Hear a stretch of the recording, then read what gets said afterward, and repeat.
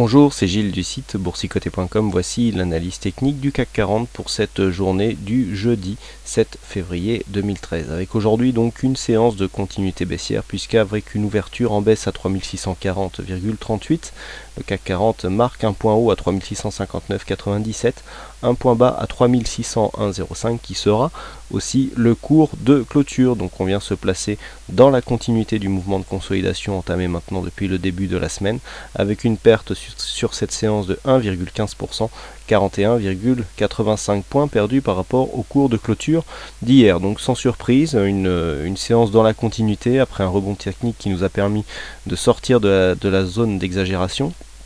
Puis nous sommes retournés ici continuer donc la dynamique baissière avec une clôture sur le point bas du jour. Du point de vue des indicateurs, pas grand chose de nouveau, donc on a un RSI qui continue sur sa course baissière, un stochastique qui était déjà en survente et bien qui y reste, puisque nous enfonçons ici les plus bas, donc une survente ici au niveau du stochastique. On a dit que le stochastique, bon déjà la ligne de signal n'a pas encore rejoint l'indicateur et on sait que le stochastique peut rester plus longtemps que d'autres indicateurs moins sensibles à l'intérieur de cette zone de survente et dans les zones d'exagération en général. Du point de vue du MACD, donc on a une continuité là aussi de la dynamique baissière, donc continuité de consolidation, aucun signal de retournement pour l'instant donc sur les indicateurs.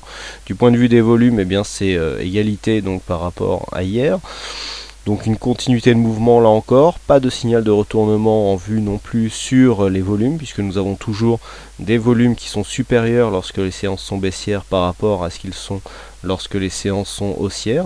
Donc pour l'instant pas de réel changement et donc des volumes qui sont dans la continuité. Donc tout va dans la continuité. La seule chose qui change un petit peu, c'est la volatilité qui rebaisse, mais on reste ici au-dessus de la moyenne. Donc pas grand chose de plus à dire, à part de dire que bien finalement les niveaux que nous avions dont nous avions parlé eh bien, sont assez bien respectés, puisqu'après ici avoir enfoncé cette zone ici, on avait défini comme objectif ici 3695. Alors on a testé 3692 en cotation future, peu après la clôture du cash.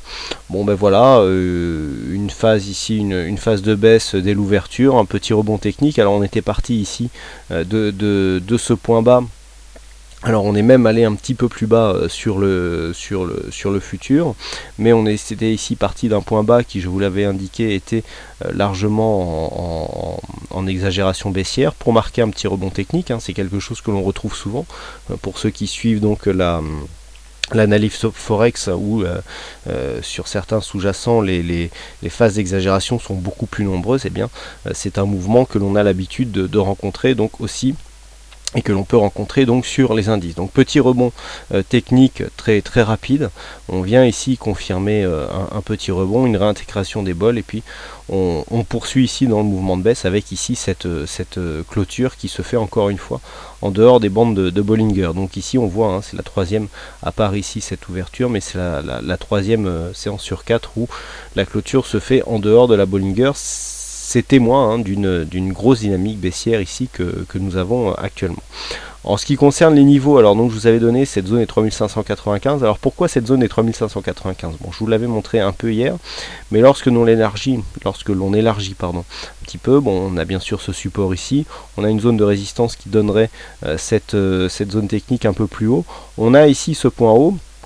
Alors on est à quelques points près, mais bon, sur du long terme, on sait que les supports résistances ne sont pas à quelques points près. Donc là, on est à un plus haut à 3588, donc c'était le plus haut du 14 septembre 2012. Et puis lorsque l'on recule encore, eh bien nous avons cette zone ici, encore une fois de plus haut. Donc cette zone est vraiment très importante, puisque ici nous avions un plus haut, c'était le plus haut, le précédent plus haut donc des 3600 avant ici le franchissement sur cette zone. Et donc cette zone est réellement significative. Elle a été très forte, donc elle a fait toute l'année 2012 comme étant connue comme très significative, et donc on la retrouve encore une fois là sur cette année 2013, mais cette fois-ci comme support. Et donc c'est là que l'analyse technique va être intéressante, puisqu'on voit que sur cette phase de consolidation ici, qui d'un point de vue long terme, vous voyez que à partir du moment où où on écarte un petit peu la vue, eh bien on n'a plus cette impression d'être dans un mouvement de panique, etc. Les investisseurs le disent, on est dans un mouvement de consolidation.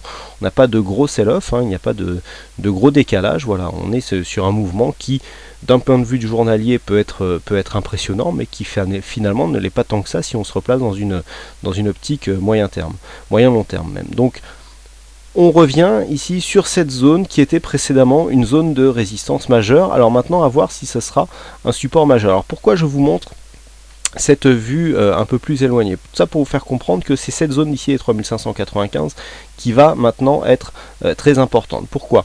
Puisque nous avions ici cette zone, donc on l'a vu d'un point de vue long terme. Ce qui serait intéressant, c'est d'avoir ici une deuxième confirmation, puisque là, on n'avait pas réellement provoqué une grosse cassure avant de revenir ici sur cette zone, sur cette ancienne zone de résistance, pour la confirmer comme un support. Là, on a un peu plus d'amplitude, hein, comme on l'avait vu hier, on avait 200 points entre le point haut ici et cette zone de support résistance. Le fait de revenir ici consolider, eh bien, le test va être important, donc du point de vue court terme déjà, puisque nous allons définir des objectifs en cas de cassure forte qui seront d'un point de vue moyen terme assez basses, hein, qui pourront nous emmener assez bas. Et puis du point de vue moyen long terme, eh bien, il y a aussi des choses à confirmer sur cette zone. Alors comme je vous l'ai montré, on va commencer par le moyen long terme. Donc cette zone était précédemment une zone de résistance majeure sur la tendance moyen long terme. Le fait d'avoir cassé ici cette zone, eh bien, a donné un signal haussier technique donc en fin d'année 2012. On est venu se repositionner une première fois dessus avant de confirmer et donc de continuer ce moment haussier ici. On a marqué un point haut, donc le point haut a été marqué à 3793,26. On consolide.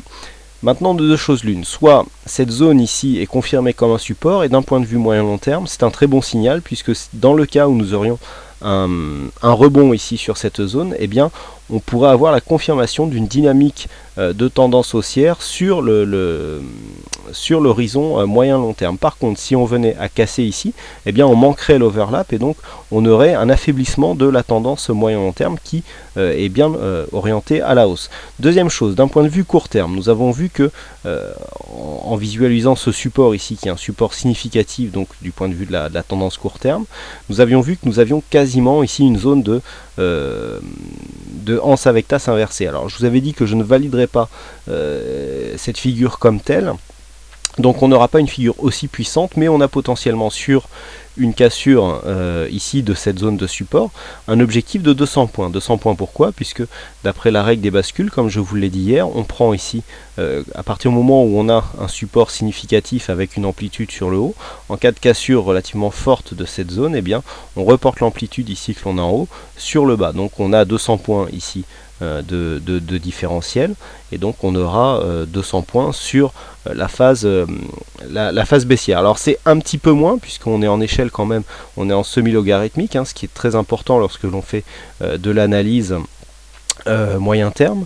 Alors nous avons ici, nous allons tracer un segment, hein, pour nous donner l'amplitude. Voilà, nous avons ici une amplitude marquée et donc nous allons reporter et nous allons voir que eh bien l'objectif n'est pas finalement celui que l'on pensait. Voilà, on est ici à 3407 environ, hein, d'amplitude, hein. On voit bien ici, on va configurer pour que cela soit plus clair.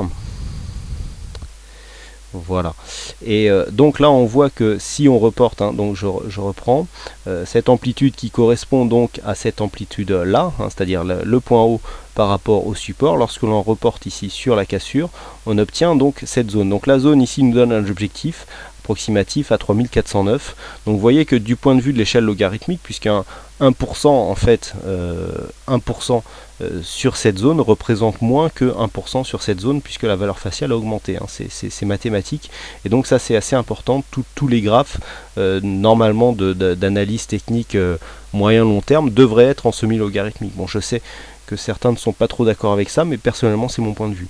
Donc nous aurions un objectif ici qui se situerait légèrement au-dessus des 3400 points, hein, environ 3410 points, ce qui nous emmènerait dans la zone ici de support majeur. Nous avons un support majeur ici qui se situe à 3416, hein, c'est une zone qui a été très travaillée avant cette phase de hausse, et donc le fait d'avoir une cassure ici de cette zone technique, eh bien, pourrait nous emmener sur celle-ci. Alors ça ne se ferait pas en 3 jours, même si la première phase ici a été très dynamique, mais potentiellement sur une cassure ici, sur le mouvement court moyen terme, eh bien c'est l'objectif que nous pourrions avoir. Donc ça, c'est du point de vue de la tendance. Maintenant, comment jouer le signal pour demain? Donc de deux choses l'une, soit on a ici une phase de rebond sur cette zone, alors rebond qui a déjà commencé, si j'ose dire, en post-clôture, puisque nous avons un rebond ici qui s'est effectué sur 92, sur 592 sur le contrat futur. Donc on est pour l'instant sur un petit rebond. On peut très bien remonter ici jusqu'à 3645. 3645, tant qu'on ne casse pas cette zone, et je dirais par extension, tant qu'on ne casse pas le plus haut de la séance du jour à 3660, eh bien nous sommes toujours dans un flux baissier, hein. Je vous rappelle que pour invalider cette tendance, la première chose, ça sera déjà la zone technique, mais surtout le précédent point haut. Donc sur cette phase de baisse, lorsqu'on a des phases de baisse ici très dynamiques, eh bien la zone à invalider pour espérer à commencer à avoir un rebond technique, c'est casser le plus haut de la veille. Donc tant que l'on reste ici sous 3660, il n'y a pas de rebond technique envisageable, puisque nous sommes toujours potentiellement dans un flux baissier avec des points hauts et des points bas toujours de plus en plus bas. Et puis donc en cas de cassure ici des 3595, on pourrait assister à une nouvelle accélération. Donc le prochain objectif se situera à 3563 points. C'est une zone technique intermédiaire qui donc constituera le prochain objectif, et donc potentiellement ici les 3540 points. Voilà donc ce que l'on peut dire sur cette analyse technique du CAC 40.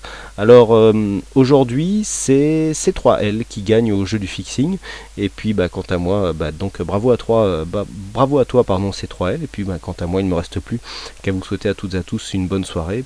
Désolé pour cette séance, pour cette analyse un peu plus longue que d'habitude. Je sais que vous êtes nombreux à me dire que je suis parfois trop bavard, mais il y a des fois des points techniques à expliquer qui font que cette analyse peut déborder un peu.